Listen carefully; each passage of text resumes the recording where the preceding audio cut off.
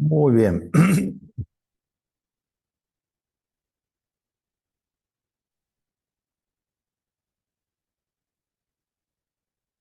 Bien, en esta última parte del trabajo, no estrictamente sobre el texto de Sofonías, sino sobre lo que nos puede estimular a pensar texto de, de Sofonías a partir de esto que dice el capítulo 2 y el capítulo 3, cuando cifra la esperanza del futuro del pueblo de Dios en la comunidad de los pobres. Y cuando entonces se habla de un Israel de los pobres, de una comunidad de pobres, ¿no? Y cuando esto se visualiza también en la iglesia, sobre todo en las iglesias latinoamericanas, en donde la situación de pobreza era la situación normal, ¿no es cierto? Cuando digo situación de pobreza, no necesariamente digo una situación de miseria, pero sí situación de pobreza, es decir, de carencias en muchos sentidos, y en la que muchas de las comunidades más populares de las iglesias en Latinoamérica se han ido convocando. Entonces, esas comunidades que se entendían a sí mismas no simplemente como un lugar de reflexión para después asumir un compromiso social eh, fuera, digamos, en un sindicato, en el partido, en la empresa y demás, que también, por supuesto, pero la comunidad entendida no solo como lugar para catapultarse a otros lugares, el lugar de reflexión de una acción que acontecía fuera de la comunidad, sino como lugar en el que acontece esa gracia, ¿no? En ese sentido, entonces, cuando se piensa cómo acelerar el reino, ¿no? Bueno, la comunidad creyente que acepta a Dios como rey es el espacio en donde el reino de Dios empieza a realizarse, ¿no? Como diríamos con la imagen del principito, ¿se acuerdan cuando el principito aterriza o aplanetiza, digamos, aterriza en aquel planeta donde estaba un rey solo, ¿no? Y el rey le empieza a dar órdenes, ¿no es cierto? Entonces, sentate. Entonces, no, no me quiero sentar. Entonces, te ordeno que te sientes. No, no me quiero sentar. Entonces, te ordeno que te quedes de pie. ¿Y por qué? Porque necesito que alguien me obedezca, porque si no tengo un súbdito, ¿cómo voy a ser rey, no? Entonces, para que Dios reine, alguien tiene que obedecerle. Entonces, venga tu reino, hágase tu voluntad en la tierra como en el cielo, son recíprocas, es la misma cosa dicha desde dos. Entonces, para que el Dios reine, yo tengo que aceptar que reine, es decir, tengo que hacer mío su proyecto. Haciendo nuestro el proyecto de Dios, aceleramos la llegada de su reino. Dios ya empieza a reinar donde hay gente, donde hay una comunidad que acepta su proyecto. Eso es lo que Jesús le propone a sus discípulos, que nos propone a nosotros, ¿no? Y por eso toda esta experiencia que se ha tenido en Latinoamérica la tenemos que atesorar, porque es, creo yo, una hermosa oportunidad que Dios en su providencia nos ha dado para redescubrir algo muy en el corazón del Evangelio. Y tiene mucho que decirle a las comunidades religiosas, ¿no es cierto?, de ayer, de hoy y de siempre, porque es en realidad lo que las comunidades religiosas intuyeron y que les dio origen, ¿no es cierto?, que era un cenobio, una comunidad, era justamente eso, es decir, aprender a vivir esa fraternidad tomando por guía el Evangelio, ¿no es cierto?, tomando por regla el Evangelio sin glosa, diría Francisco, ¿no? Es decir, cuando uno se toma en serio eso, es decir, sencillamente empieza a dejar de hacerse problema por estas cuestiones que al fin y al cabo son todas estas discusiones que hacemos muchas veces son solo un pretexto para no tomarnos en serio el Evangelio, ¿cierto? Para buscarle siempre una escapatoria, ¿cierto? La propuesta de Dios muchas veces es tan clara que nos encanta encontrarle siempre el pelo al huevo para no acogerlo realmente, ¿no? Bueno, en fin. Entonces, algunas cositas de estas. Entonces, la comunidad como lugar como lugar, no la ciudad, digamos, sino la comunidad como lugar en donde comienza ese futuro. El futuro comienza ya aquí. El reino empieza y la comunidad se convierte en el lugar donde empieza a realizarse ese reino de manera germinal y por eso se convierte en sacramento, signo donde brilla, instrumento que va realizando ese reino. La iglesia no es el reino, pero es el sacramento del reino, signo e instrumento, ¿no? Es la línea que asumió el concilio en ese sentido y es en la recepción creativa del concilio en Latinoamérica en donde se encontró esa inspiración para las comunidades de base o las comunidades cristianas, si quieren llamarle de otra manera, llámenle de otra manera, pero son las comunidades cristianas pequeñas, que es decir, no es la institución como tal, sino las comunidades que forman parte de esa institución o en las que la institución se realiza de manera existencial. Entonces, en eso puede inspirarnos mucho esta invitación de Sofonías, ¿no?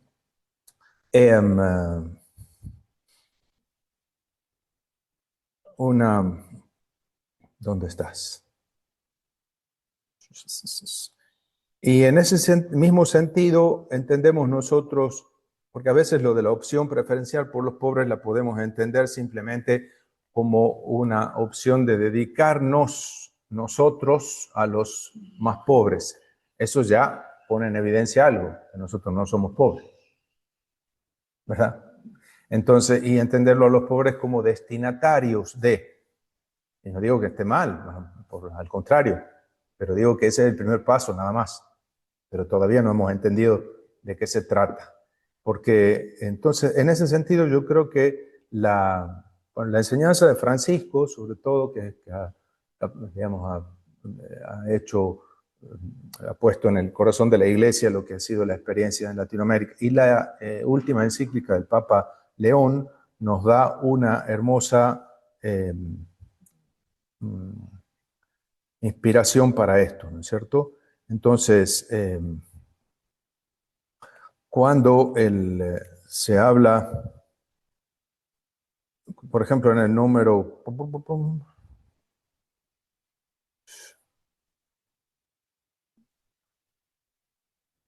en el número 99, cuando habla de los pobres como sujetos, ¿no? No son simplemente destinatarios de, sino sujetos de, ¿no?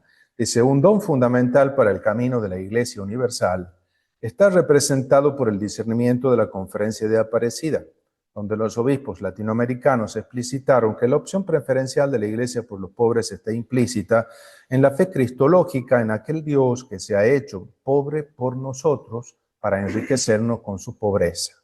En el documento se contextualiza la misión en la actual situación del mundo globalizado con sus nuevos y dramáticos desequilibrios. Y los obispos, en el mensaje final, escriben: las agudas diferencias entre ricos y pobres nos invitan a trabajar con mayor empeño en ser discípulos que saben compartir la mesa de la vida, mesa de todos los hijos e hijas del Padre, mesa abierta e incluyente en la que no falte nadie. Por eso reafirmamos nuestra opción preferencial por los pobres, ¿no? Entonces, toda la encíclica es interesante para redescubrir esta cuestión y en la que entonces no solo un llamado a reconocer a Jesucristo entre los pobres y sufrientes, porque allí se revela el mismo corazón de Cristo, sus sentimientos y opciones más profundas, en las cuales todo santo intenta configurarse, ¿no? Y después lo que nos indica sobre esta cuestión, ¿no? De vencer los prejuicios ideológicos, dice el número 13, ¿no? Más allá de los datos que a veces son interpretados en modo tal de convencernos que la situación de los pobres no es tan grave, la realidad general es bastante clara. Hay reglas económicas que resultaron eficaces para el crecimiento, pero no así para el desarrollo humano integral. Aumentó la riqueza, sí, pero con inequidad. Así, lo que ocurre es que nacen nuevas pobrezas, ¿no? La experiencia que han tenido en Israel también. El año pasado lo estudiábamos con Samaria y Amós, ¿no? Todo el desarrollo que había habido durante Jeroboam II, pero que había generado una enorme inequidad dentro de la misma ciudad, ¿no es cierto? Hasta las excavaciones arqueológicas te mostraban eso, ¿no? Y aquí hoy lo hemos visto ahora, ayer, estudiando Sofonías, con la ciudad de Jerusalén, ¿no? En la época siria, que había crecido tanto y bueno, se había beneficiado de toda la conexión con el imperio, pero había creado dentro de la misma sociedad una inequidad aún más aguda. Cuando dicen que el mundo moderno redujo la pobreza, lo hacen midiéndola con criterios de otra época, no comparables con la realidad actual. Porque en otros tiempos, por ejemplo, no tener acceso a la energía eléctrica no era considerado un signo de pobreza ni generaba angustia. Pero hoy sí. La pobreza siempre se analiza y se entiende en el contexto de las posibilidades reales de un momento histórico concreto. Claro, no con los criterios de otra época, ¿no? Entonces, bueno, entonces los pobres no están por casualidad o por un ciego y amargo destino. Menos aún la pobreza, para la mayor parte de ellos es una elección, ¿no? Es una elección para la mayor parte. Y sin embargo, todavía hay algunos que se atreven a afirmarlo mostrando ceguera y crueldad. Obviamente, entre los pobres hay también quien no quiere trabajar, quizás porque sus antepasados que han trabajado toda la vida han muerto pobres. Entonces, ¿para qué esforzarnos nosotros? Pero hay muchos otros, hombres y mujeres, que de todas maneras trabajan desde la mañana hasta la noche. A veces recogiendo cartones simplemente o haciendo otras obras, actividades de este tipo, aunque este esfuerzo solo les sirva para sobrevivir y nunca para mejorar de verdad la vida. No podemos decir que la mayor parte de los pobres lo son porque no hayan obtenido mérito según esa falsa visión de la meritocracia en la que parecería que solo tienen méritos aquellos que han tenido éxito en la vida. También los cristianos en muchas ocasiones se dejan contagiar por actitudes marcadas por ideologías mundanas o por posicionamientos políticos y económicos que llevan a injustas generalizaciones y a conclusiones engañosas. El hecho de que el ejercicio de la caridad resulte despreciado o ridiculizado, como si se tratase de la fijación de algunos y no del núcleo incandescente de la misión eclesial, me hace pensar que siempre es necesario volver a leer el Evangelio, para no correr el riesgo de sustituirlo con la mentalidad mundana. No es posible olvidar a los pobres si no queremos salir fuera de la corriente viva de la Iglesia que brota del Evangelio y fecunda todo momento histórico. Entonces, el capítulo segundo es de la opción Dios opta por los pobres y habla del capítulo tercero, una iglesia para los pobres. Vamos a ver. Al lado de los últimos. Me interesa que ahora nos detengamos en lo que puede ser como más específico para aquí. Si lo tienen ahí al texto, le pediría a alguno que lo lea para que no sea yo solo, ¿no? El número 53 y siguientes. El cuidado de los pobres en la vida monástica, dice ahí, ¿no? Podemos también avanzar por ese lado, ¿no? A ver qué nos dice este texto. ¿Alguno lo tiene por ahí? Si alguno está conectado. El documento Direxit T, número 53 y siguientes.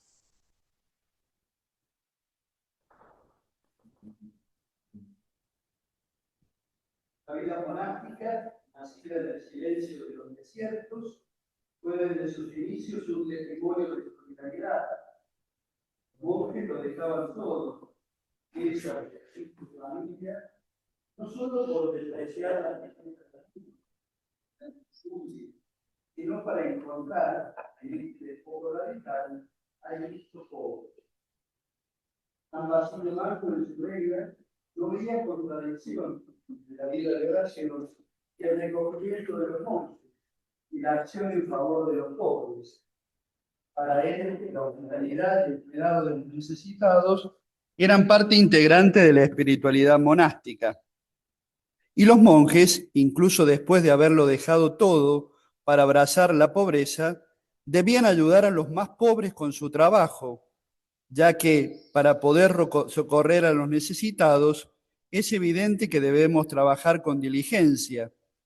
Este modo de vida es provechoso, no solo para someter el cuerpo, sino también por la caridad hacia el prójimo, para que por medio de nosotros Dios provea lo suficiente a los hermanos más débiles.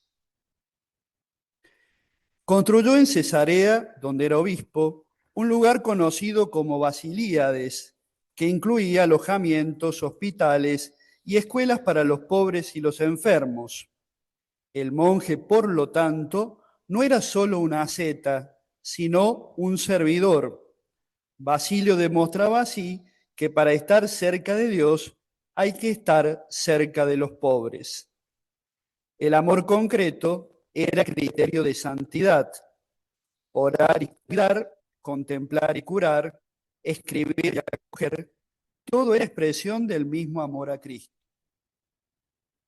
En Occidente, San Benito de Nurcia elaboró una regla que se convertiría en la columna vertebral de la espiritualidad monástica europea.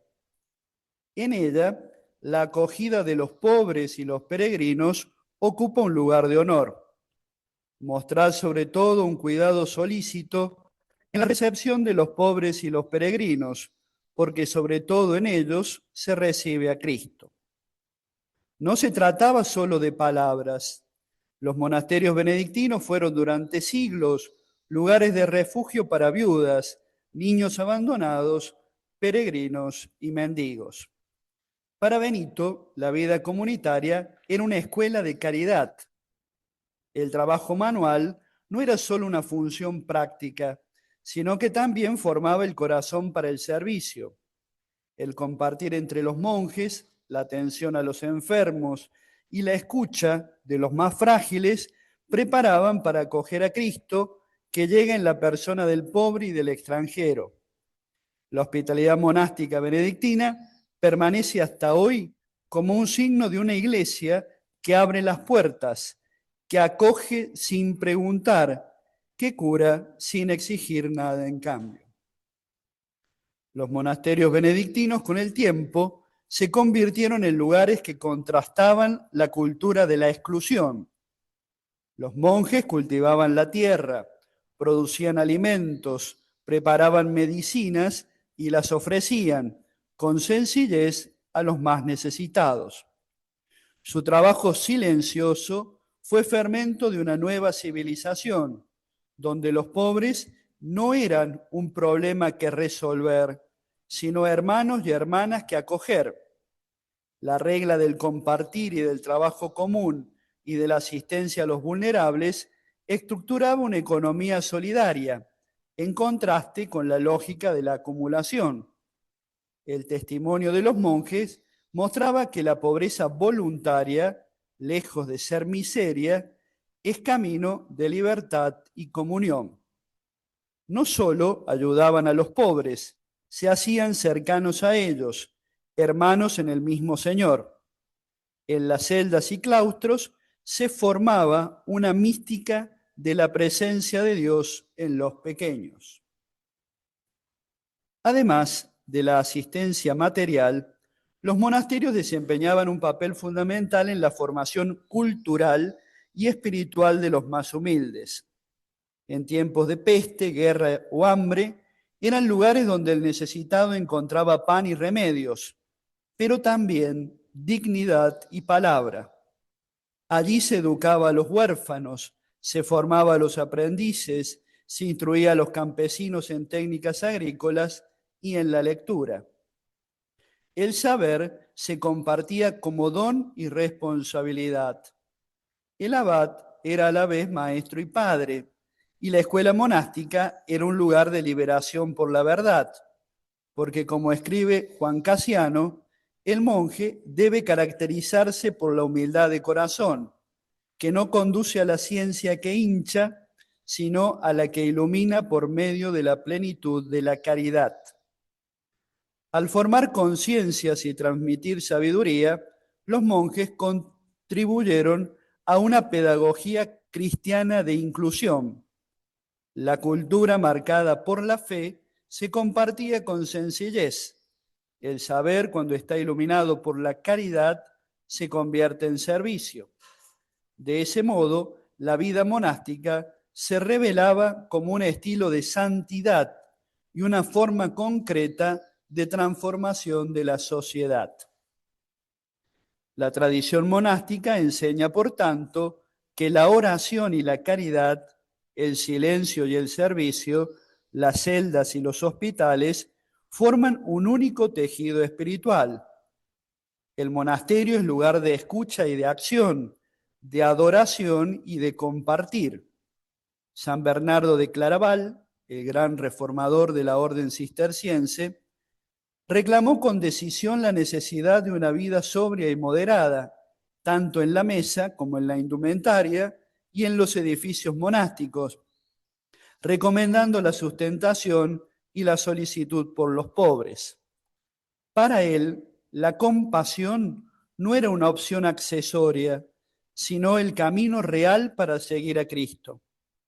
La vida monástica, por lo tanto, cuando es fiel a su vocación original, muestra que la Iglesia solo será plenamente esposa del Señor cuando sea también hermana de los pobres. El claustro no es un mero refugio del mundo, sino una escuela en la que se aprende a servirlo mejor.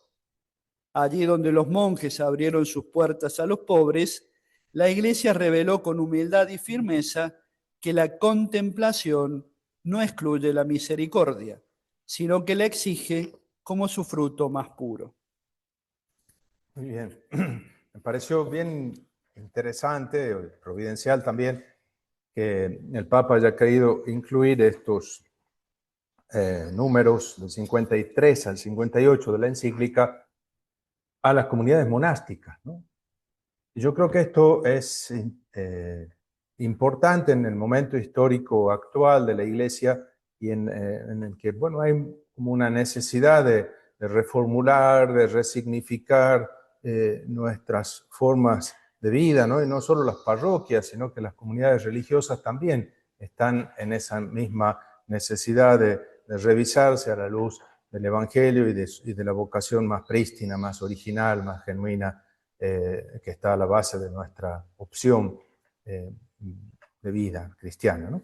Entonces, aquí recuperando entonces, a partir, por supuesto, nosotros hemos estado leyendo los textos proféticos y hemos venido a hablar de la pobreza, no en teoría o una teología de la pobreza, bueno, o las opiniones que podamos tener cada uno de nosotros sobre el tema de la pobreza, cada uno es libre de expresarla, ¿no? Sino tal como aparecía en el texto de Sofonías. En otros textos puede aparecer con otros matices, pero nosotros hemos detenido a ver qué dice Sofonías sobre la cuestión, sí, concretamente, ¿no? Entonces, ahí si vamos a discutir, discutamos en términos exegéticos, no en términos filosóficos, sino en términos exegéticos, ¿no? Entonces, ¿qué quiere decir?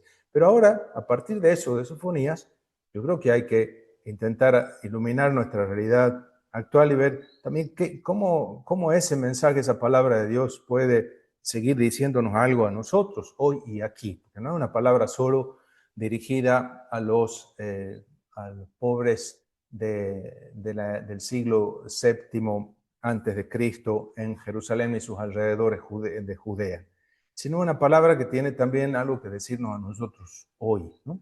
Esto que dice David Verbum 12, para saber interpretar la Sagrada Escritura hay que estudiar cuidadosamente lo que el autor humano quiso decir y Dios quiso comunicarnos a través de esas palabras. ¿Qué quiso comunicarnos a nosotros a través de estas palabras? Bueno, estamos en un grupo de monjes y monjas mayoritariamente y que han optado por una vida religiosa en comunidad, en un cenobio, en una comunidad cristiana. ¿Y cómo puede la comunidad monástica reflejar este ideal del Israel de los pobres que formula Sofonías? Bueno, parece que aquí el Papa León, heredero de Francisco, también nos está dando una pista interesante, ¿no? Fíjense que ayer recordábamos cómo Israel es creada por Dios como comunidad alternativa, como sociedad de contraste frente a lo que se veía en la época. ¿No será que también nuestras comunidades tienen que poder constituir eso, ¿no? Una comunidad en donde se viva de manera diferente. Es decir, ahora, pues si nuestras comunidades están, digamos, impregnadas de espíritu mundano, es decir, de la mundanidad espiritual en la que insistía tanto Francisco, ¿no es cierto? Que es un modo mundano de hacer las cosas. Uno puede hacer cosas cristianas, pero mundanamente, ¿no? El modo de hacerlo a veces, ¿no? El modo de ejercer la autoridad, aun cuando yo sea simplemente el párroco o el abad o la priora. Y bueno, pero sí, pero es un encargo cristiano que sí, pero lo ejerzo con el espíritu del evangelio o no. Lo mismo también nuestras comunidades religiosas, ¿no? ¿En qué medida nosotros podemos constituir de verdad comunidades alternativas, sociedades de contraste frente al mundo y por lo tanto significar como una escuela del servicio divino, como una escuela de fraternidad, una escuela de servicio divino entendida no solo como el oficio, sino también como el servicio, ¿no? Como el servicio a los mutuo, fraterno y a los más pobres, ¿no? No sé, ¿qué les dice a ustedes estos 6 numeritos que aparecen aquí en, capaz que ya los tenían leídos y demás? Yo la verdad que los leí por primera vez para ahora, no la había terminado de leer a la encíclica, ¿no? Y me impactaron estos números aquí, ¿no? ¿Qué les sugiere esta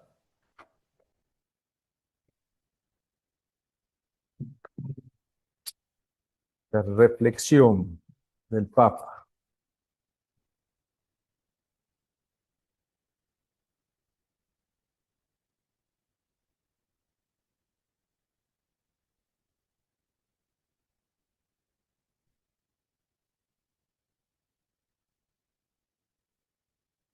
Sugiere que la pobreza espiritual va atada a una pobreza real y que la fundación de hospitales, de muchas cosas, que fundan monasterios y que se dedicaban a la vida espiritual, pero no había una división Claro. y se dedicaban a los más pobres y como algo efectivo, como un pilar muy fuerte, Y de cosa hecho, que hoy en día tenemos desdibujado eso.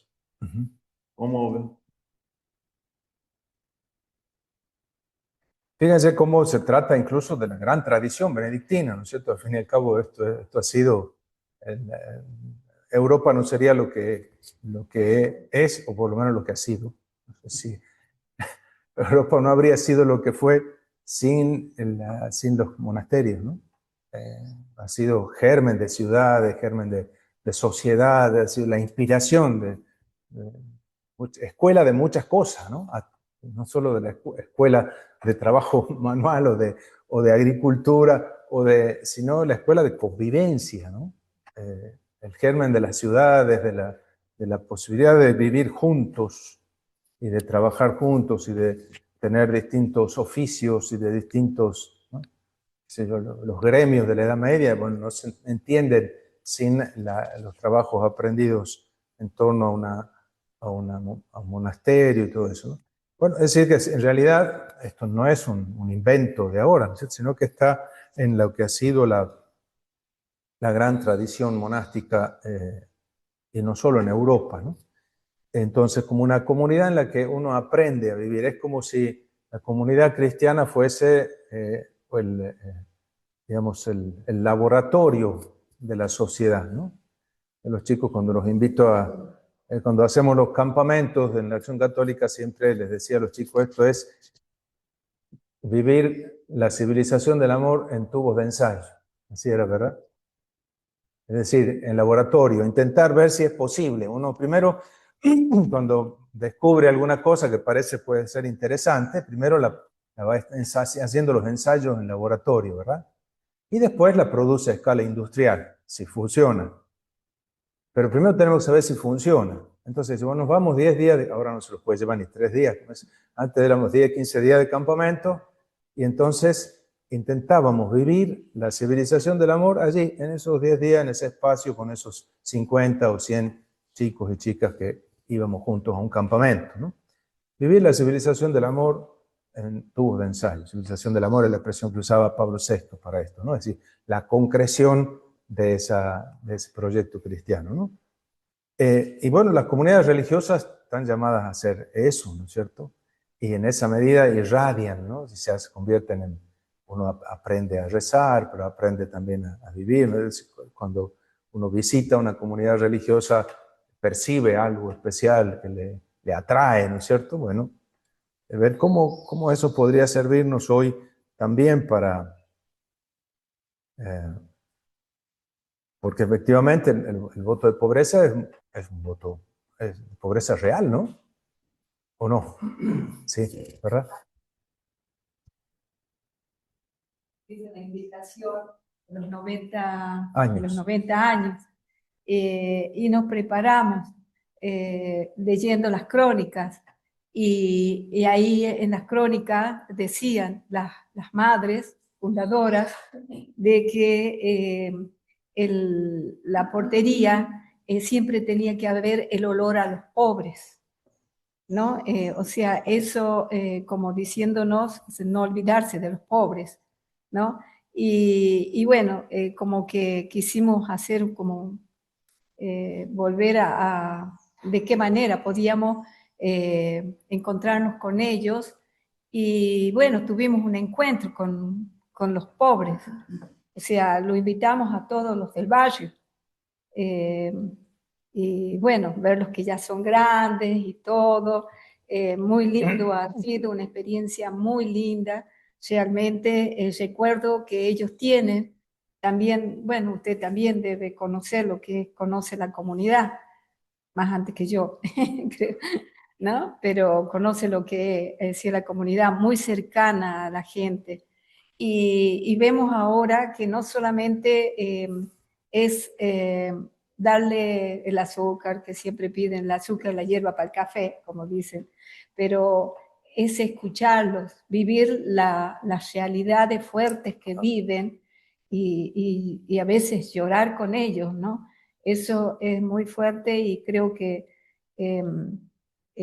a medida que va pasando el tiempo, no solamente esto de dar, sino ya más bien es como compartir esos sentimientos con ellos tan fuertes, ¿no? Tan dolorosos a veces y a veces también sufrir la impotencia. Entonces, no solo el compartir material de bienes Sí. materiales, sino el compartir la vida, ¿no? Sí, Fíjense sí. que uno puede ejercer la caridad y una ayuda a los más pobres en muchas situaciones, en muchas, y todas las personas transversalmente en la sociedad, de distintas clases o sociales o de posibilidades económicas pueden hacerlo.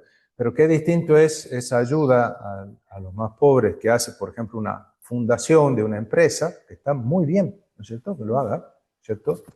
De la que hace un convento de carmelitas o de benedictinos o de lo que fuera, ¿no es cierto? Es decir, cuando se trata de compartir desde la misma pobreza, ¿verdad? Porque no es que un convento nade en la abundancia, por lo menos los conventos nuestros en Latinoamérica, no creo que nadie tenga grandes rentas de nada, ¿no es cierto? Entonces se trata ahí no de repartir parte de la ganancia, sino de compartir la pobreza, ¿no? De lo que nosotros necesitamos para vivir, como dice Jesús cuando la elogia a la viuda que va a depositar la limosna en la sala del tesoro del templo y tira 2 moneditas de cobre que no servían casi para nada. Dice, esa viejita ha dado más que todo el resto. Dice. Pero los discípulos dicen, Señor, tenés que ir al oculista porque no te has fijado que las moneditas eran... No, dice que los demás han dado de lo que les sobraba, dice, ella ha dado lo que a ella le hacía falta para vivir. Si compartir desde la pobreza es distinto. Entonces una comunidad religiosa no les puede solucionar la vida a los demás, porque tampoco la tiene solucionada ellos, no están, digamos, trabajando para parar la olla, ¿no es cierto? Como los demás. Entonces creo yo que en la vida religiosa puede volver a haber esa sensibilidad que permite el compartir la vida de esta manera, ¿no? A veces puede haber como 2 objeciones, digamos, en esto que nos pueden venir enseguida, ¿no? Primero decir, bueno, pero esto nos va a distraer de lo principal, ¿no es cierto? Y entonces aquí lo que decía, ¿cómo se llama? Lo que decía la encíclica, puede decir no, porque tenemos que poder tener esa unidad de vida. El Presbyterorum Ordinis número 14, hablando del ministerio de los presbíteros, habla de aquello que puede darle la unidad de vida a los presbíteros, que uno está disperso en 100.000 actividades pastorales. Bueno, ¿qué es lo que le da? Entonces, también en la vida religiosa, ¿qué es lo que le da unidad de vida? Y segundo, objeción que uno seguramente viene, es somos poquitos, ¿no? En la parroquia, en alguna de las comunidades siempre las cargamos con cariño a algunas de nuestras hermanas, porque ellas siempre dicen, nosotros somos poquitas, no podemos hacer todo, ¿no es cierto? Entonces, en una de las capillas. Somos poquitos, ¿no? Y yo creo que, bueno, es un tema recurrente de la conversación en todas las comunidades religiosas con las que yo tengo contacto, es eso, ¿no? Y están cerrando obras y demás para poder...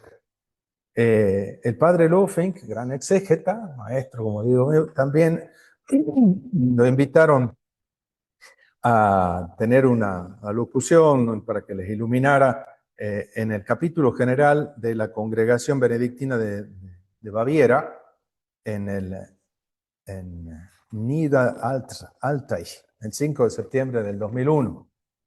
Y les habló de los conventos que están, las comunidades que se están convirtiendo cada vez en más pequeñas, y el principio del pequeño número. Es el principio, das biblische Prinzip del kleinen Zahl, dice el pequeño número, ¿no?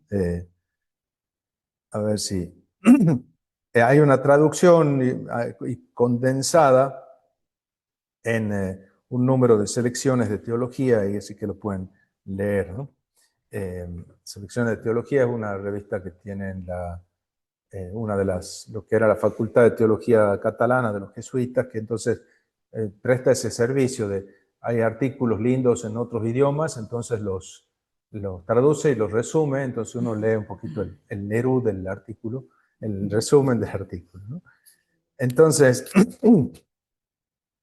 dice, en uno de los documentos preparatorios de este capítulo general se lee: la situación de nuestros monasterios es un espejo de la situación general de la iglesia en nuestras latitudes.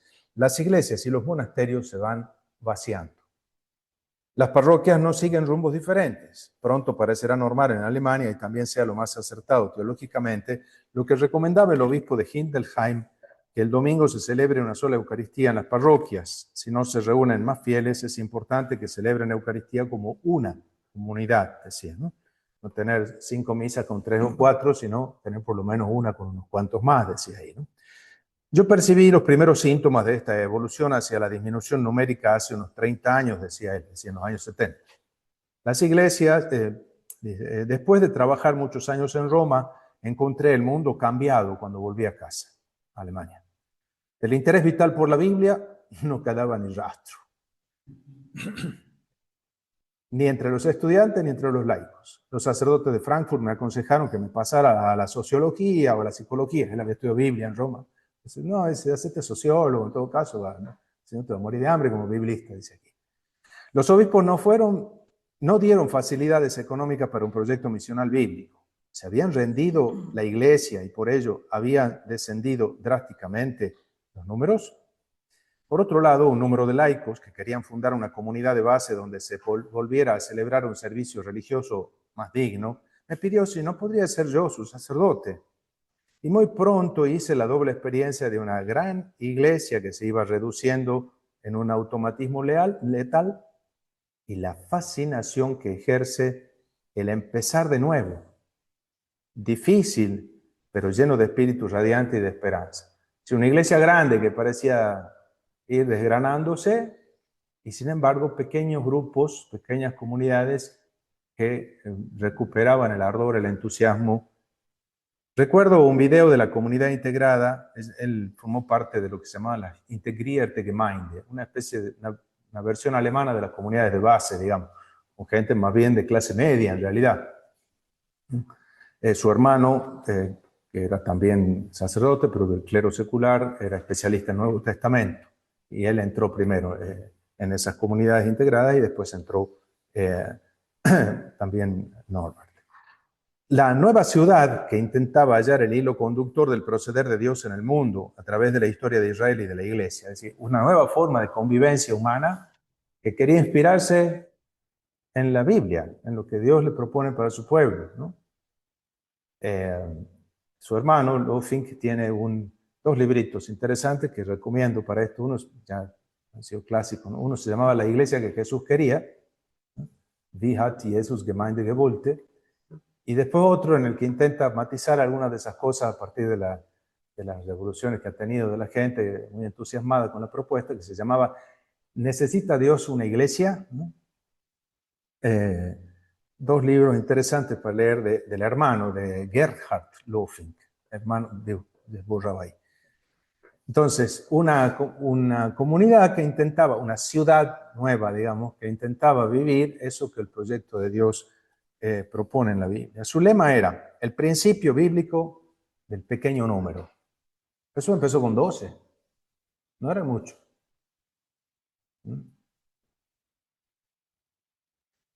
Abraham con su familia, segregado del confuso mundo de los pueblos. El resto de Israel, regresado de Babilonia.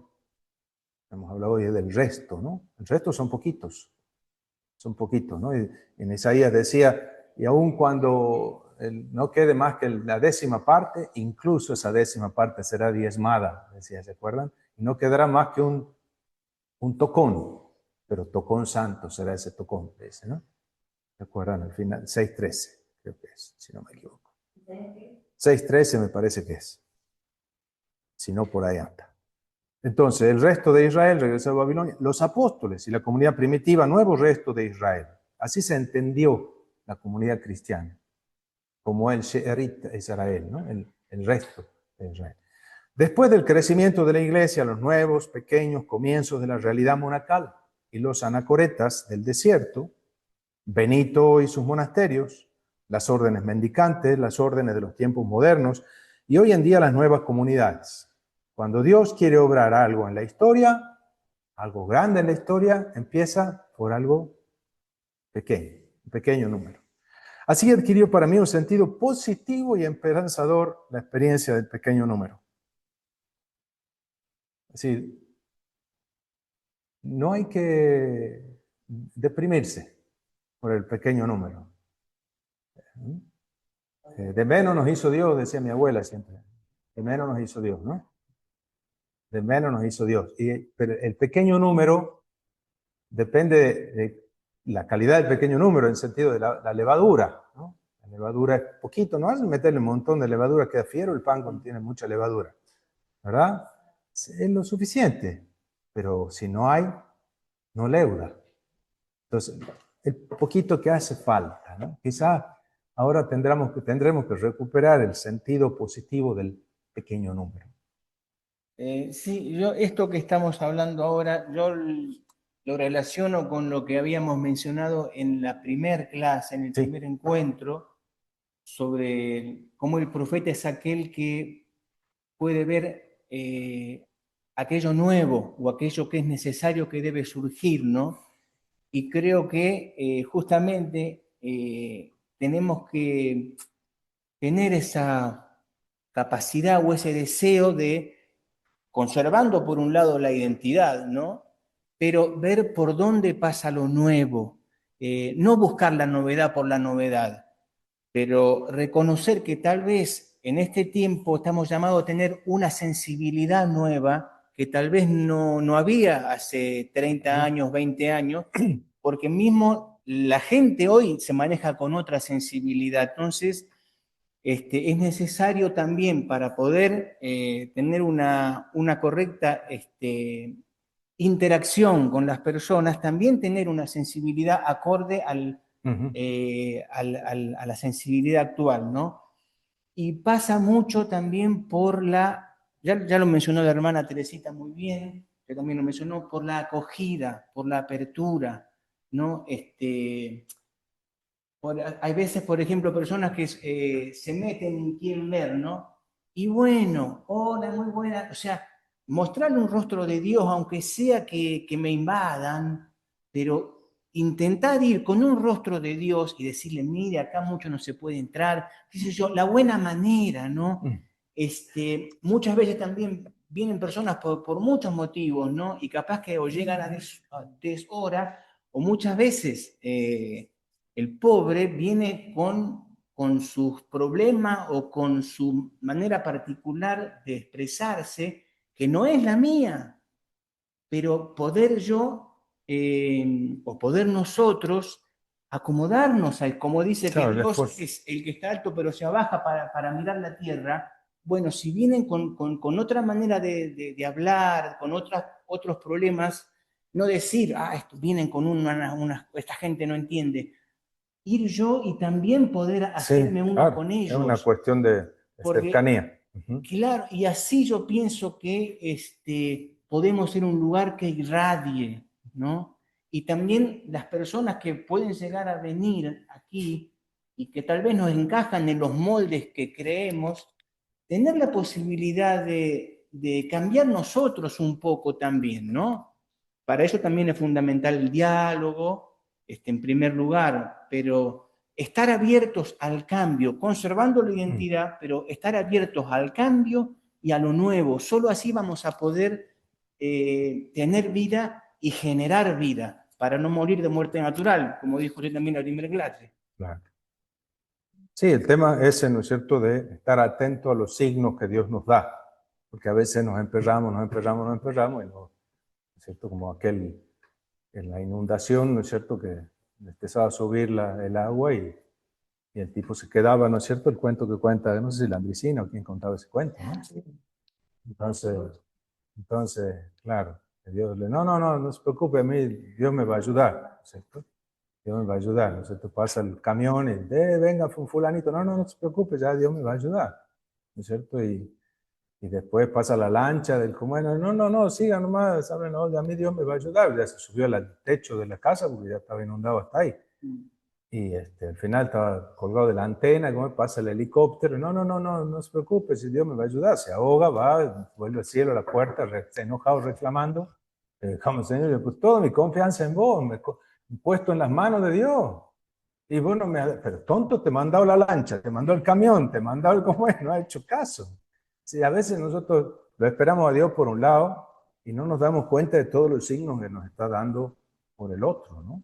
Entonces, si nos emperramos en una dirección que no está funcionando, y no tendrá que tendremos que probar por otra dirección, ¿no es cierto? Es lo que... Bien, por eso el tema del pequeño número podrá decirnos algo. Claro, dice Lofink, el hecho de que Dios empiece siempre por lo pequeño, por el pequeño número, no implica que donde quiera que hay números pequeños ya está Dios ahí para empezar de nuevo, ¿no? Hay muertes naturales también, digamos. Hay cosas que se mueren y está bien que se mueran. ¿Me explico? Entonces, hay que dejarla ir. Entonces, pero los números pequeños pueden significar igualmente el fin de algo que empezó por un pequeño número y alcanzó grandes dimensiones, pero que ya la sopa perdió su sabor por haberse echado demasiada agua. No se debe empobrecer el principio bíblico del pequeño número, es decir, no tomarlo banalmente, ¿no? Pero el pequeño número como inicio de obras de Dios. Leo dos párrafitos más que pueden hacernos pensar. En el libro, dice en su libro, Necesita Dios una iglesia, de mi hermano Gerhard, dice, él lo cita a su propio hermano, muestra cómo Dios quiere la libertad de los que se asocien a su revolución, digamos, ¿no? Esto pide tiempo y Dios tiene todo el tiempo para empezar con cosas pequeñas, dando así una oportunidad a la libertad. Dice, las revoluciones no tienen tiempo. La vida de cada uno tiene una duración limitada y la masa es inerte. Los cambios rápidos solo pueden lograrse por la fuerza. Solo Dios puede cambiar radicalmente el mundo y la sociedad sin suprimir la libertad. Sí, no por una revolución violenta, sino de otra manera, al modo de Dios. Empezando con la levadura, empezando con las semillas, ¿no?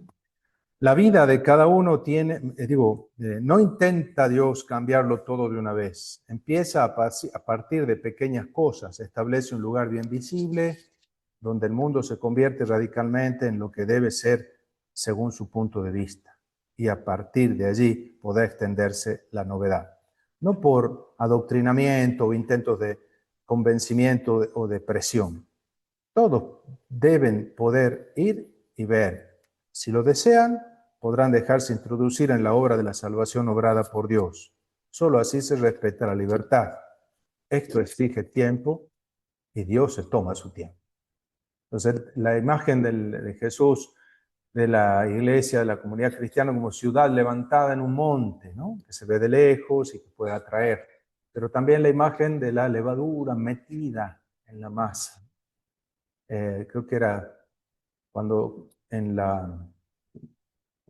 se empieza a construir la Basílica de San Pío X en Lourdes, el arquitecto asume la inspiración de una frase de Charles Péguy que le había dicho en ese momento que ya había pasado el tiempo quizás de la iglesia ciudad levantada en un monte y ahora era el tiempo de la iglesia levadura en la masa. Bueno, entonces él idea su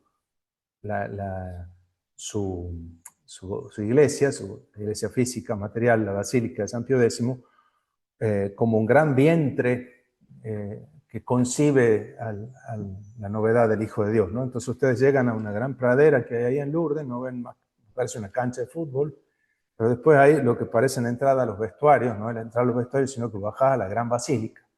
Y la basílica es como una elipse, una especie de un gran óvalo, y las columnas son casi como si estuviera dentro del vientre de un cetáceo, como las costillas, digamos. En el centro está un altar cuadrado más elevado y entran, creo que son 10.000 personas más o menos, ¿no? Pero está metida en la tierra, ¿no? Entonces la idea de algo que allí germina ocultamente, en lo oculto está creciendo y está concibiendo vida y está dando vida, ¿no? Por poner una imagen más, ¿no? Entonces, este es el sentido de la historia de los patriarcas. Según la historia primitiva, la rivalidad y la violencia han ido en aumento. Todo en Génesis, ¿no? Luego todo se concentra y en Génesis 2 se empieza con la historia de Abraham. Esta pequeña historia de Abraham conduce a la plenitud que nosotros tenemos en el Apocalipsis 21 que ayer citaba, ¿no? Al principio una única familia va hacia lo desconocido, pero enseguida viene la promesa. Al principio de la historia salvífica tenemos un diminuto rebaño que vivirá en Éxodo y cuyo futuro es solo promesa. Estos pocos elegidos son, sin embargo, un tesoro para Dios. Él tiene tiempo. No todos los hombres deben ser estos elegidos, pero aquellos que entran en contacto con ellos, Dios los mide según su reacción. Tú serás una bendición para todos los pueblos, le dice Dios a Abraham en el capítulo 12. Tu nombre servirá de bendición para todos los pueblos. Bueno. Bien, aquí entonces el tema del pequeño número. Así la parábola de la levadura en Lucas 13, o del pequeño rebaño en Lucas 12, ¿no? No tengas miedo, pequeño rebaño, rebañito mío, porque mi Padre ha visto bien darte el reino, ¿no? Entonces, la constante de toda la historia de la salvación son los comienzos humildes, comienzos pequeños, ¿no? Cuando Dios quiere para que quede en evidencia que su obra es suya, Dios elige siempre las peores condiciones para empezar. Habiendo podido, para formar su pueblo, podría haber elegido dos changuitos jovencitos, con la plenitud de su edad y su fuerza, como parejita para hacer nacer de ahí al pueblo de Israel. No. Elige un viejo y un estéril. Pero Señor, elegí alguna situación un poquito más. Pero ¿por qué va a elegir lo más difícil, no? Abraham y Sara. Y así también después, ¿no? Va a hacer que surja el último de los jueces, el primero de los profetas, Samuel. Ahí está, la Feniná paría como coneja, la Feniná, ¿no? La mujer del Caná, ¿no? Y no, la elige a la estéril, la Ana. Señor, pues si tenés servido, ¿no? Para que quede claro que la obra es mía, pues elige la situación más difícil, ¿no? Y cuando llegada a la plenitud de los tiempos tiene que nacer su hijo, elige la situación no difícil, imposible, una virgen, ¿no? Entonces nace de una virgen. Entonces ese hecho es como una constante en la historia de la salvación y exige siempre eso que decía Habacuc, ¿no? Esa confianza incondicional e inquebrantable, ¿no? Bueno, ustedes pueden leer todo el artículo. La traducción no es excelente, pero bueno, se deja entender la que aparece ahí. Ya les voy a dejar toda la bibliografía para que lo lean, porque me parece que es interesante, ¿no? Ah, muy bien, ya lo he encontrado. Qué rápido el padre Abad. El pequeño número y las desconocidas posibilidades de Dios, ¿no? Bueno, quiero escuchar ecos y ¿qué les sugiere esto? A mí me sugiere que el tema de la experiencia del profeta, como decíamos, que no dio cátedra desde como una teoría, Claro. sino que el profeta experimentó, digamos, experimentó todo por lo que pasó. Y creo que este arresto también experimenta, por eso los pequeños no es como rescatar pobres, sino una manera de ser pobre. Ajá. Porque en ese ser pobre uno busca a Dios, se abre, ¿sí? Y tampoco es una cuestión de resolver todo, porque el profeta sí, queda consolado, pero no entiende mucho tampoco. Entonces, se deja enseñar por Dios el profeta, esa es la diferencia. Se deja instruir por Dios, tiene los oídos atentos, los ojos abiertos para ver los signos que Dios le pone, ¿no? Y aún en medio de la disolución de esa sociedad que ve desmoronarse desde arriba, él ve en esos pobres la esperanza, ¿no? No sé si tendremos nosotros la misma fe y los mismos ojos atentos para saber descubrirlo, ¿no? Es cuestión de que se lo pidamos al Señor, ¿no? Muy bien, aquí les dejo.